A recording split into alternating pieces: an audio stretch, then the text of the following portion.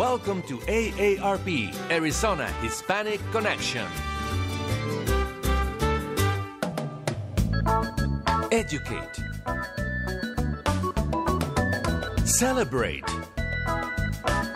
Connect.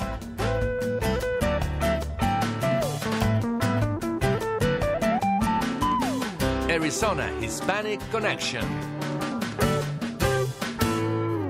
Hello. Welcome to AARP, Arizona Hispanic Connection.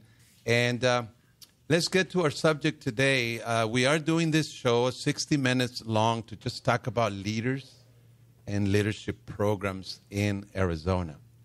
We have a democracy, and a democracy, we're supposed to participate, right? Everybody's supposed to participate in the democracy for it to work. We need some help. We have to have some kind of trainings because these are sophisticated concepts in the form of governments, the advocacy, the legislature, etc. It's not that simple. So that's why we would like to present this show to you. And we have 4 leadership programs that we would like to highlight in this show. And we have Mr. Roberto Reveles. He is a leader in the community for a long time. He's been serving Arizona, and we are going to be getting his perspectives on leadership as well. We have Angela Flores. Angela Flores is the Chief Development Officer for Valle del Sol, and Valle del Sol does have a leadership program called Hispanic Leadership Institute. And if you can get the mic. Angela, thank you so very much for joining. I know that you are very instrumental in this program, in the leadership that Valle del Sol offers, and I am so glad that you are here to talk to us more about what this program is about. But for now, welcome and thank you for joining us. Thank you very much. Good. And I already said that we have Roberto Reveles. I want to just say again, welcome and thank you for making time to be with us. Yes, I'm very happy to be here, especially at a time when we so desperately need to identify and work with leadership in our community. Thank you so much. If I move just from this to my right, you are Dave Brown, correct? And Dave Brown is the CEO of Valley Leadership. And first of all, thank you. It was short notice, actually, too. Mm-hmm. Thank you for being here. And I am very happy that you can share with us about this program. I know several folks from the Hispanic community that have joined your program, and I actually spoke to them, and we felt that it was very, very important for your program to be showcased and represented. So, Dave, thank you very much. Thank you. Yes. Nancy Welch, you are the Vice President of Arizona Center for Civic Leadership. Christopher Pereira, and you are the Program Coordinator for Tepeyac Leadership Initiative. And I understand this is a brand new program. Long name. Yes. New program, long name. Yeah. Obviously, Tepeyac should come from Mexico. This is a name linked to Mexico, if I'm okay, right with that? It's a reference to the hill where Our Lady of Guadalupe appeared to San Juan Diego. Right, and that's in Mexico City, correct? Yeah, yes. So Tepeyac is, okay, perfect. Tepeyac Leadership Initiative, and you are with the Roman Catholic Diocese of Phoenix. That's now, correct. you also have what's the office that you belong to, you work for? I'm the director of the Hispanic Mission Office. Okay, and this Hispanic initiative was Mission. born out of my office. When we first thought of it, it was going to be a leadership development program for Latino Catholics, but our bishop fell in love with it, and he asked us to do it for the entire diocese, so the program became much wider. Yeah. Talk to us a little bit about why you feel it's important to have a leadership program from the perspective of faith, from the perspective of Catholicism. Well, first of all, I'd like to say that what we have is a profound admiration for all the leadership development programs that have been around for a long time here in Arizona. I think we have so many opportunities to grow professionally and to become civic leaders here in Arizona. And that is precisely out of that admiration. I myself am a graduate of HLI. Oh, wow. Great. Angela Me too. knows me, you as well.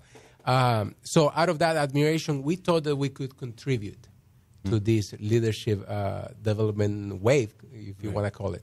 And the unique thing that we think we can bring to the table is that spiritual component to make our faith, our Catholic faith, part of our program. So the way we promote our program is we say this is about professional development and spiritual growth. Right. We think that they both go hand by hand. And off the air, we were saying that basically this program would be for Catholics, correct? This program is for Catholics. I'm sure that you wouldn't, you would take anybody, but it has a very Catholic component, faith-based. For now, the program, you have to be a practicing Catholic to go through the program. I don't see why we couldn't accept anybody as long as they are willing to sit down and right. and learn from the Catholic Church. Yeah. So help us to get into, a participant will go into your training. What do you have classes? What type of classes are you? What's going to be the emphasis? How are you going to shape that leader? Sure. We bring experts from different fields, and they are part of panels that sit at sessions that touch on issues that are of concern to the church. Mm-hmm. So we touch on health, education, business, human dignity, immigration, and we touch on all of these issues from a Catholic lens. Okay. We have a rich 2,000 years of very rich wisdom in our institution. I would interpret that to mean from a biblical perspective. Well, even more than biblical. I'm talking about the different encyclicals and teachings of the Catholic Church, Catholic social doctrine. All of that is at the root of our program. While our program itself is not a catechesis. We're not having people go through catechesis over again. What we're doing is we're touching on things that are happening in society today. We're explaining why these issues are of concern to the church, and we're providing ideas on how leaders can do something about them. I know friends, actually they're ARP volunteers, Dan Martinez, Saul Solis, Lupe Solis, and they're very involved with the Catholic Church, and they make a lot of emphasis about poverty. Is this poverty, part of what you include in your curriculum? If you look closely, yes. If you look closely, most of what the Catholic Church does revolves around human dignity. Mm-hmm. So you're always going to see the Catholic Church concerned about the poor, the elderly, the youth, children, the unborn, immigrants. And all of these concerns of the Catholic Church come from its profound concern on human dignity. Got it. I don't think that that's actually far reaching from anything that any of our leadership institutes are designed to do. I think it's sort of the impetus of why each one of the 4 institutes here around the table were started, right, has to do with this concept of human dignity. How each of us goes about it, whether it's Christopher's program that's coming at it from faith-based, or Nancy's program that's coming at it from policy-based, or Valley Leadership's program that is coming at it from a business base, right? HLI was started specifically as a place because organizations like Valley Leadership, while a great long-standing organization, may not have a lot of seats available to people of color in their program. And so what we saw historically 31 years ago when HLI was started was there may be, 3 or 4 Latinos that were in a class of 50 people, right? And so this HLI program was designed specifically to sort of catch us up to access to decision-making tables, right? And we saw a history of decisions being made around things like education, poverty, business development, environmental justice that were negatively impacting the very communities that we inhabited: South Phoenix, Sunny Slope, South Central, right? We continue to see that as we saw the battle with light rail happening, right? So this is not new for HLI, and we've been doing this for a very long time. I think the difference is that we are very focused on understanding how policy meets action and how those actions impact both positively and negatively the Latino community. Yeah. And quite frankly, in Arizona, how the Latino community fares is how our state will fare. Good. We'll come back. I'm going to give you maybe 30 seconds. I have to go on break, but I think you have some thoughts, and make it very short, and then we'll come back to you after the break. I wanted to just build on what Angela says, that the Flinn Brown Civic Leadership Academy is really functioning at a statewide level as well. Mm-hmm. So the importance of leadership development is critical for every community, but it's also critical at a statewide level, and that's where we really feed in. Perfect. Stay with us. We're going to go on our first break. You're listening to AARP Arizona Hispanic Connection. We'll be right back. AARP Arizona Hispanic Connection. Educate. Celebrate. Connect.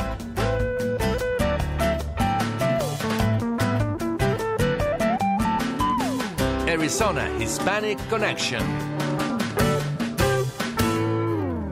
Thank you. Thank you for staying with us. This is AARP Arizona Hispanic Connection. The subject today, leadership programs in Arizona. I would like to come to Mr. Roberto Reveles. And Roberto Reveles, you are well known in the community. I mean, like really well known. And I am so happy that you're with us. Would you mind, you've been, in leadership maybe 3 to 4 decades. Can you kind of help us through how it was in the beginning of your experience, and were there this many programs then, and that kind of walk us through that? Yes, I'm happy to take this opportunity to bring some perspective from my personal experience. My life experience illustrated that we lacked leadership in my hometown of Miami, Arizona, for example, at a time when our community was living under a totally segregated environment, segregated housing, segregated schooling, segregated recreation. And so it stimulated my interest in the subject of assertion of leadership. And when I went to work in the Congress, I noticed that there was a lack of participation at the staffing level in the congressional offices. Very few of them had minorities. And so I got involved in collaborating with some of the few African-American congressional staff members, and we organized a minority legislative education project, which was intended to attract, first of all, young minorities to Congress for internships where they would develop a knowledge of how the legislative process works, how public policy is made, with a belief that once one invests in the development of policies, you will respect and help implement them in a way that was desperately needed in the 1960s of urban unrest. Right. So when you hear about more programs today, I'm sure that they did not exist back then. What's your impression we have 4 programs here. This is very impressive because when I retired and came back home to Arizona, I came back to a community that was experiencing horrific stress and confusion and division emanating from Arizona State Legislature that was working under the belief that we need to make life so miserable for so-called illegals that they will self-deport, or those that are thinking of coming will not come. And so I actually became a speaker at HLI. Thank you. And I hungrily looked for that opportunity because we were and continue to be in need of developing new young leadership. Thank you. We'll come back. Let me come to Dave. Dave Brown, you're the CEO of Valley Leadership. And it seems to me like anytime there's a leadership program, you're trying to address an issue. You're trying to address some problem. If you take that lens, what is Valley Leadership trying to accomplish with this leadership program? Well, first of all, thank you, Roberto. I think me personally, leadership is an activity. It's not a position. It's where you see a need and then go off to do something about it. Valley Leadership has done that in varying ways for the last 40 years. So back in the day, early Phoenix development and what that meant up until now. And what we're trying to do even most recently is activate leaders from all spaces. We want our classes to reflect Arizona demographics, and this class 40, which just launched last week, does that. We've gotten closer to where we are politically as a state, where we are demographically as a state, because we want to prepare these leaders to then move into hard issues, challenging issues, as you saw, Roberto, still hard, challenging issues today, and be able to work with one another to accomplish something. So for me, our leadership program will focus on more pressing issues. So part of what we're doing going forward is not take the whole spectrum of 9, 10 issues that any geographic space face, but really think about what's really hot for Arizona right now: water, health, education,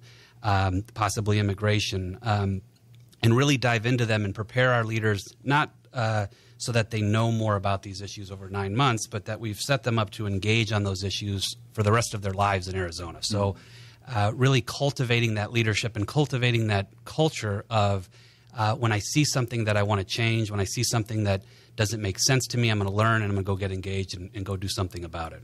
Good. We'll come back. I'm going to ask each one of you, after the first engagement, to come back and kind of describe the program, how people can get in touch with you, and so on and so forth. So coming to you, Nancy, the Flinn Brown Foundation. What is it that you're trying to accomplish? In shaping, forming leaders? We are working to strengthen civic leadership throughout Arizona, and especially at the state level. So we are helping to prepare and nurture people who want to be state-level leaders as elected officials, as policy advisors, board and commission members, executives of statewide organizations. We are building a statewide network over the long term that will have the knowledge, skills, and commitment to address Arizona's long-term issues. Those issues are familiar to everyone. We've talked about education and water and health. It's really a matter of helping people understand the policy, the politics, which are always critical, and the networks that really make a difference to being able to address those issues. We work with people from all walks of life, all perspectives, and the point is really to help people address issues, those long-term issues, from the perspective of serving the common good of Arizona. We've been in business for since 2011. We have a long-term network, a long-term perspective, and we're really seeing people run for office, develop their careers. We are very destination-focused. So we want everyone to be more involved in their communities. Public service is critical everywhere. But our efforts are directly focused on helping people move to that next position of public service, whether it's elected, appointed, or as an employee of an agency. Right. Now, go ahead, Dave. Well, I just want to piggyback on that, too. I think part of what Flinn and all the leadership programs are doing in the Valley, and there's 4 here, but there's at least 4 more not here, too, is starting to take that longer-term outlook.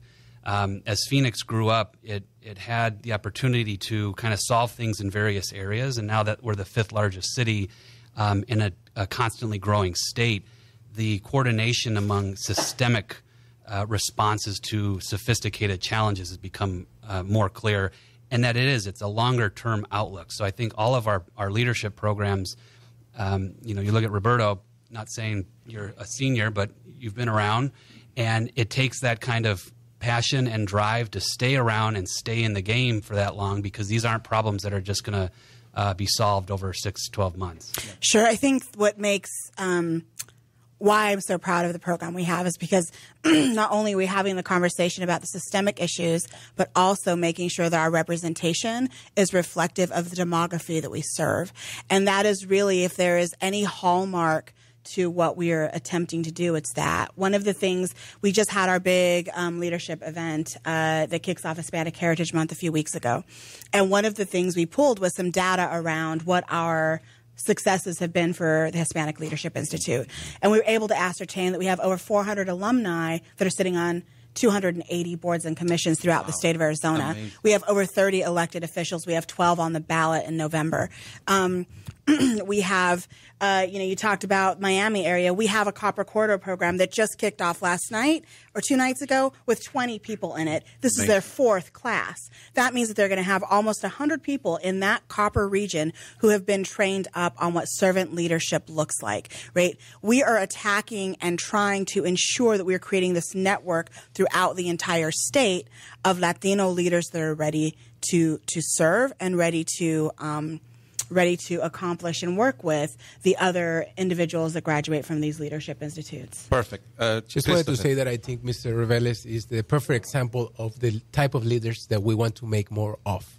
Mm-hmm. And that's why in our program, our focus is principled leadership. We want leaders that are driven by faith, integrity, and passion. So now, I know that the 3 programs that you 3 represent are in English. I have to believe that your program is also our program in English? is in English as well. Yes, Good. My English just sounds a little bit different, but yeah.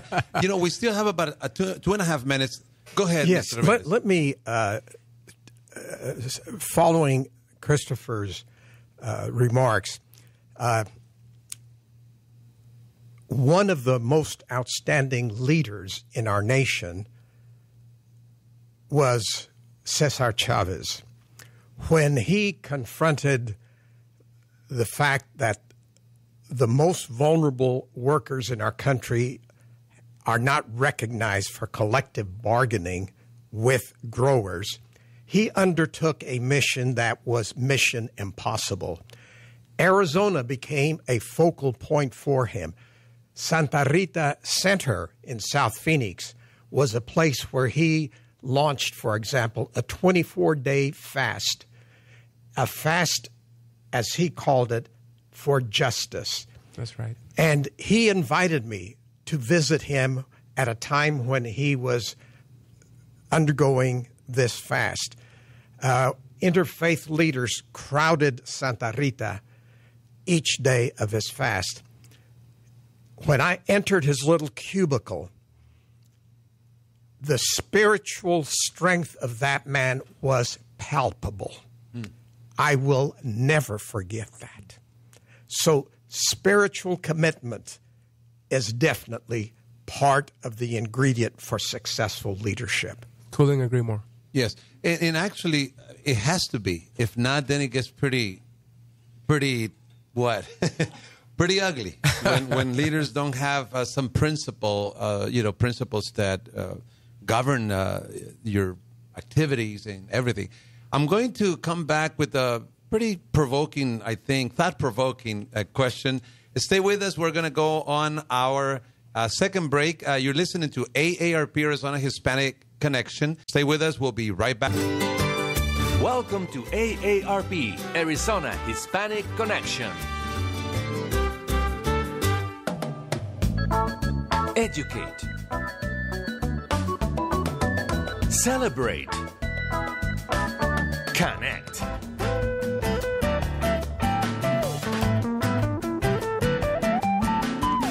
Arizona Hispanic Connection. Thank you. Thank you for staying with us. This is AARP Arizona Hispanic Connection with a very, very important program. The subject today is leadership programs in Arizona. And Dave, thank you so much for telling me that there's at least 4 other programs that are not represented. I'm going to have you give me the names of those programs because I was looking for more programs. I thought I picked the more popular ones or known, but it's good to know. And then perhaps on a different show we can have them. I wanted to bring in this a very, it might be awkward, I don't know, question is, how do you do, like you were saying that you're with Valley Leadership, that you're trying to reflect the community, the state in your trainings. And obviously, I'm sure that everybody could say the same, every one of you could say the same thing. Is it difficult can it turn to be partisan? When you bring in those programs, the structure of the program that you're trying to do, how do you do so that the participant doesn't feel that it's being pulled to one to an unbalanced situation and make it more neutral? Is it difficult? Is that important to you? Can somebody shed some light on that? It is very important to be nonpartisan and work with people from across the political spectrum. All of our state and our issues and problems affect everyone. So the ability to work across perspectives is a critical part of what we want to help people do. We do that through having a great diversity of perspectives, diversity of people in the room, diversity of projects, really bringing all kinds of perspectives to the table is the way that we are going to help solve Arizona's long-term issues. So I think part of what HLI focuses on is, while yes, the issues, the challenges that affect Arizona, affect all Arizonans, they disproportionately affect our community.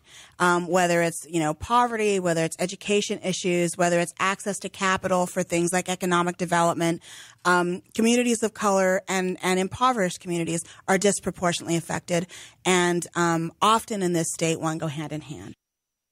Say that has to be an emphasis perhaps in the whole structure of HLI? That is correct. Okay.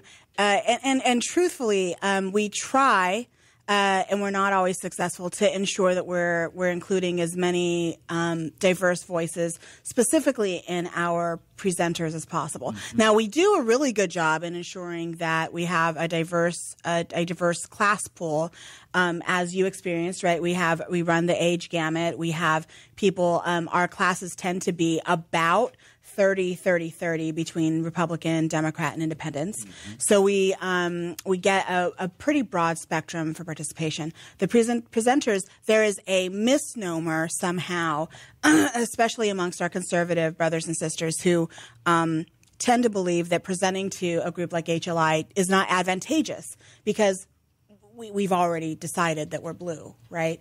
And that's really a really big misnomer. Would you like to see more participation from non-minorities in your program? So our goal, we do have, participation from non-Latino participants mm-hmm. every year. Our litmus is, do you work or serve within the Latino community? Because these are issues that are very specific, right? Our data is tailored around how policy and how action has impacted our community. Roberto, please. Yeah. Yes, David. And I think one of the tools that can be used, and I'm sure is being employed by these leadership groups, is the idea of civil dialogue, a process whereby you ensure the comfort of all participants in a non-threatening, respectful environment. And I think that is critically important, regardless of the sponsorship of the group. And so I'm really pleased to hear the consensus that's developed around this small table that civil dialogue certainly is a critical tool to employ towards the mission of these groups. Is it correct to say that you have a business emphasis in your program? Historically, I think it's maybe had a business slant, but it varies by year. This year in particular, we're almost a third, nonprofit sector, public sector, and the private sector. Mm-hmm. And again, we want that intentional mixing of people who come from different places in their career, people who come from different places in their own lives, and the partisanship is going to come with them. So for us, we've developed what we call our principles of doing, where we've taken... I saw that on your website. We've taken a few civil-based, how do we talk to one another, but then we've also thrown in some team mindset principles of when you get to a table and you, on the face of it, very much disagree and probably dislike the person you're talking to, what are the things to think about and what are the things to express in order to get somewhere with them? At the end of the day, there's going to be no such thing as a completely blue or red state. It's going to be we're going to have to talk and work with one another. And so we're preparing our leaders to have those difficult conversations, to listen. Everybody knows here the civility is based in large part on listening. And just as 2 weeks ago when we had our first experience into this, you could tell people want to say something and they stop and they say, let me hear you first. And it's great. I think all these leadership programs here at the table and even outside all do that to some degree, which to me is how anything will get accomplished here in Arizona or anywhere else. Yeah. Would you want to say something, then we can come back to Anne? I just wanted to follow up on the civility and civil dialogue. It is not just critical, it's what people come to a leadership program for, in part. And it's one of those sets of skills that if you think about the experience around this table, there's knowledge, skills, commitment, and networks that all went into making great leaders. The ability to speak to others and understand and listen are just critical to being able to make progress. And that's a set of skills that really come through our program and each of the programs represented here today. I think there's some cultural, and again, what makes HLI a little different, we're raised to go into environments that if it is not our house, we are respectful, and we already know the core of what civil dialogue looks like because we're taught that from a young age. I think what we teach in our program is maybe a little different because we are teaching our participants how to respond to microaggressions and things in settings where we may be the only brown person in the room, or we may be the only person who is monolingual in the room, or we may be the only female person of color in the room. And so it becomes important that we learn the concept of code switching so that we are able to have a dialogue with people who may not look like us but are still making decisions with us on behalf of our community, but also be able to push some buttons and respond when necessary, particularly when we are othered or asked to speak as though we're monolithic and we represent as one Latina every Latino in Arizona, right? So we definitely train our communication a lot differently than we do some of the mainstream leadership now, development Angela, programs. you said sorry. That's okay. I interrupted you a little bit. You said that you participated in the Valley Leadership. I did. I'm a graduate of Valley Leadership. Okay, how long ago was that? Just a few years ago. I think I was class 35. So basically, the impression you got is that it was business-based. You said. Sure, I think it was very. I mean, I can't. Yes, my experience, and they have new leadership now, so things are a little different. But my experience was that it was very positive for networking and building my sort of web of influencers. I made some really great relationships with a few people, Sim and Cassim over at Children's Action Alliance. I met through that program. Jill Maruka over at Copper Point. So there's been some really great people that I've been able to continue working with on some of the challenges that I met through that program. But by and large, it was very economic development focused. Perfect. Christopher. Just going back to your question about the partisanship, from our part, we feel that it's important that we form principal leaders in both extremes of the political spectrum. And we like to make a dent on each point across the spectrum. So we welcome a very diverse cohort for every class, and that's how we see that. So from what I gather, you kind of welcome the diversity and that dialogue that sometimes is difficult to make. I mean, I know that. Go ahead, Mr. Yes, Reveles. Dave, ostensibly we welcome it. Unfortunately, in practice, let me give you a specific personal experience I had a couple of months ago. I saw on the calendar that there was a scheduled Frank Talk program that's been ongoing under the Arizona Humanities, and it was being held in Chandler. So I noted in my calendar, and on the appointed day, I left thinking that I was leaving with plenty of time to arrive there at the beginning of the program. As it turns out, I had either misunderstood the beginning time or they started earlier than programmed. When I arrived at the public library where the meeting was being held, I entered the room, stepped in, and I saw a circle of people who were already engaged in speaking. So I stood there. I literally stood there watching, waiting, and nobody spoke a word. Finally, a woman, one of the participants, just with her facial expressions, motioning me to come and sit down. So I did. And they continued speaking. So I waited and looked at my watch, and I thought, okay, now is the time that I thought it was going to be starting. So I asked, excuse me. Apparently I got the starting time wrong. But here I've been waiting for at least 5 minutes, and no one has taken the opportunity to say, oh, come join us. I was the only person of color, and the moderator was sitting next to me, and I turned to him and I dared to use my seniority as an 85-year-old. One is excused. I said, when I've always learned when a new person enters an area of discussion, the least you can do is to acknowledge, oh, I see you, and oh, welcome.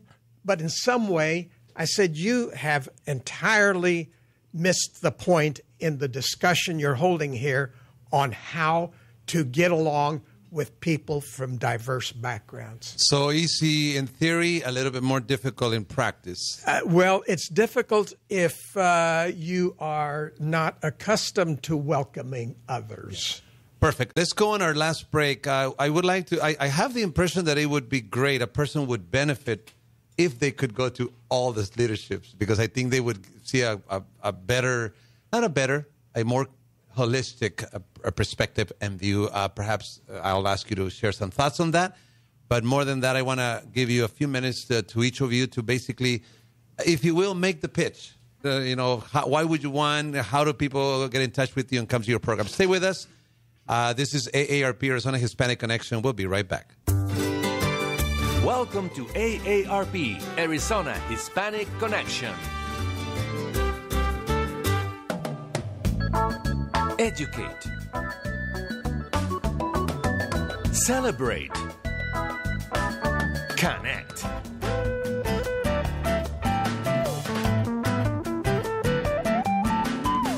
Arizona Hispanic Connection. Thank you for staying with us. This is AARP, Arizona Hispanic Connection, and this is our last segment, so let's get right down to the subject. I'm going to ask each one of you, representing the four programs, to give us maybe 2 minutes of describe your program and kind of make the pitch, invite folks, give us some details as to the duration of the program, the cost, how often do you meet, a little bit about the structure. Go ahead. If we can start with Hispanic Leadership Institute. Go ahead. Sure. So we have 7 programs throughout the state. Our programs are a little different because they're designed by the community that invited us to do the program to begin with. So we have a program in Tucson, in the Copper Corridor region, Yuma County, Pinal County, East Valley, West Valley, and our flagship program is in Central Phoenix. Mm-hmm. Our flagship program is 19 weeks. The others are 10 weeks. Based, again, on feedback from the community, we base our tuition cost on what that community can bear. So, excuse me, in the Pinal County region, it's around a $300 cost. In Central Phoenix, it's $1,000. What we don't want is cost to be a barrier to anybody who wants to serve. Right. We have 1,700 alumni throughout the entire state. We're very proud of that. That creates a really significant network of people able to work across geography, actually, on various projects that impact the Latino community. Now, you said that a good number of the alumni are occupying now, they're board members this year. Is that a highlight? Is that something that you're proud of and that you look that happens? Very much so. In fact, we have 16 sitting school board members. Great. Right? And when you're talking about education, I remember when I first came to work at Valle del Sol, I was at an event that I won't say who was hosting it, but it was an event that was talking about education in Arizona. The first week I was on the job, I got a phone call from somebody saying, you know what, we just realized we don't have any Latino representation at this event. Can you fill a couple of tables? I was like, sure, I will take our HLI alumni, not a problem. We really were the only Latinos in that room of about 500 people. During that conversation, what we heard repeatedly, this was like 7 years ago, what we heard repeatedly was the Latinos didn't care about education. What I can showcase is we have 16 alumni under this program who clearly are invested in the education of every child in Arizona, right? And so we're very proud of the momentum and the work that these dedicated, this is about our alumni. Our alumni are very dedicated to community change, and we're really proud of that. Thank you. Thank you for what you do for the community in this very important program. If we can come to Dave Brown, tell us about the program, how it works, how long, the cost, and like in her point, she says that she finds that people becoming board members, et cetera, that's a very an outcome of that program. And if you can kind of share what would success look like for you, if you don't mind. Sure. So we have two programs. Our flagship Institute program, which is now in its 40th year, longer term, 9-month, getting in to the most pressing issues every Friday, roughly once a month. We also have a shorter term program called the Accelerate program, about 3 months. For those newer to the Valley, newer to the community and how they want to get involved in ways they want to get engaged, all part of the Valley leadership family, all whom we expect to go forth and get engaged on those issues and work with the partners that are in the health space, education space, child well-being, roll up their sleeves and help out where they can. So we have an alumni set now after 40 years of roughly a 50-person class of about 2,000. All sectors, leading in philanthropy, leading in the private sector and business community, leading nonprofits, leading in places of government.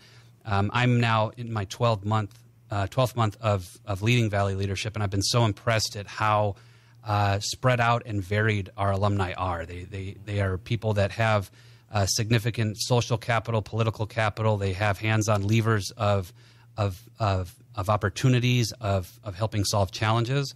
So that's the kind of class we want to see moving forward, as well as we have such a steep network of classes 1 through 39, and 40 and beyond will be just as great. The cost, yes. Would you share just briefly? So on the that? Accelerate program, the shorter term program, is $850. The longer term program, Valley Leadership Institute, I believe, don't quote me, is $3,200. You can find all this out at our website, right. valleyleadership.org. And I understand that there's some help in some instances available. Excuse me? Programs that can help those that cannot pay? Yeah, oh yeah. So we offer scholarships and try to pay as much scholarships as is requested. Perfect. Nancy Wells. Thank you. The Flinn Brown Civic Leadership Academy is competitively selected. We select 25 people a year. The first component is a 14-session seminar series, 14-day-long seminars that this year will be from February through May.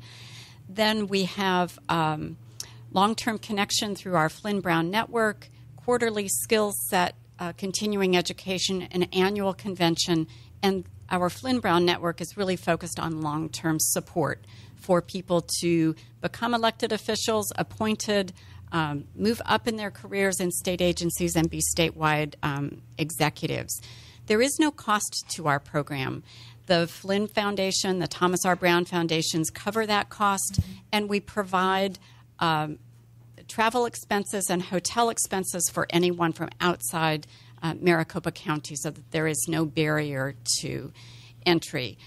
We are recruiting right now at azcivicleadership.org. The process is open until November the 12th, and I would be delighted to talk with anyone who would like to have more information and help us continue to grow leadership throughout our state. Perfect. Thank you so much. Christopher? Our program is Tepeyac Leadership Initiative. More than anything, I will invite people to go to the website, tliprogram.org. That's tliprogram.org. Or come to our open house next Tuesday, October 2nd at 6 p.m. at the Diocesan Pastoral Center. That's next door to the Basilica. But the program runs from February to June, which is, I think, what you wanted to know. And open enrollment is October and November. And is that a weekly program twice a week? Weekly sessions. On Saturdays? For 5 months. It's actually one night during the week. One night during the week. Yes. The cost is $800. And you said that you already graduated one class, and you're on the second? Yes. Okay. Perfect. I was just going to say, we do have our application deadline for the Hispanic Leadership Institute West program is this Friday, and you can learn more at viadelsol.com. Right.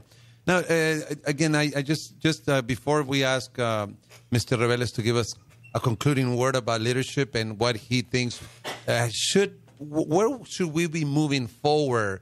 I think you would agree that it would be a person would benefit greatly if they join more than one of the programs. Do you agree with that? Mm-hmm. Yeah. Absolutely. Yeah. The more people that are involved in one or more leadership programs, the stronger our connections are going to be throughout our communities, and the specific desires and interests of each community will be better represented. So the more programs, the more participation, the better. I think one of the things that we've seen that we've been really happy with is people are sort of starting at Valley Leadership and then going to the next stage, right, which is HLI, and then HLI sort of moving to Flinn Brown, right? There's sort of this continuum. We had a number of people who graduated from Valley Leadership that were in HLI this yeyear, and we're watching that number grow. So it's nice to see them taking it to like, you know, we're going to start here. This is like sort of our primer, and then we're going to move to this next one, right? It's been really cool to see because I think it's important that continuum continue. Right. And hopefully we'll graduate them. and I can see that because, I mean, if there are 4, at least on this table, that means there's a different emphasis. Every program has a specific emphasis, so obviously they're not going to be the same. If not, there would be no need to have 4. So I think it's a great thing that people can kind of participate in as many as possible. Mr. Roberto Reveles, we have about 3 minutes, and give us basically conclusions about where do you think leadership should be moving towards, specifically with Arizona being a diverse, minorities, and politically and everything? Well, first of all, thank you for conducting this program, making it available to the public, and for recognizing that there are groups that are committed to training leaders, that we're not all out there struggling in a vacuum. And to me, that represents hope, that the coming leadership is already being prepared. Some of it is already in place in their own professional career ladder. And so it's up to the rest of us that when we come into contact with people who asserting some sense of leadership, that we respect that and that we respond to it and that we help them to connect with a constituency that desperately needs positive leadership. So, you know, typically I have to believe that people who joined the programs are college, university graduates. I kind of believe that, or may or may not be. Not necessarily. Why is training necessary? I mean, these people probably are already, training is critical because some may be educated, maybe not, but you still need to be trained. One of the things that I've noticed about leadership development programs, and Nancy was in a room where I sort of addressed this a little more heavily handed than I will right now, but I think that we tend to dismiss the lived experience, particularly when we're talking about communities that are heavily involved in activism, right? So if you look at me on paper, I'm probably not very impressive and quite frankly would struggle getting into either one of those programs, right? But when you get to meet me and understand not just my passion, but all of the things that I've experienced that lead up to a different kind of education, it makes me ideal to be part of a leadership program. So it's very important. That point is super important because if there are prerequisites to be accepted to a program, some may not be accepted because of academics. Exactly, because and you got to think about, right, the systems of oppression that keep us from excelling in those areas, right? So it becomes really important, and it's a challenge I've made to all of the leadership development programs in the state, is think about how you are vetting the people that are coming into your program, because you will continue to turn out more of the same if you aren't changing who your audience and who your core participants. Great way to conclude. I want to thank Roberto Reveles, Angela Flores, Christopher Pereira, Nancy Welch, and Dave Brown, CEO from Valley Leadership. Thank you so much for joining today. We hope you enjoy the show. Join us next week. Thank you. Have a great day. This was AARP Arizona Hispanic Connection.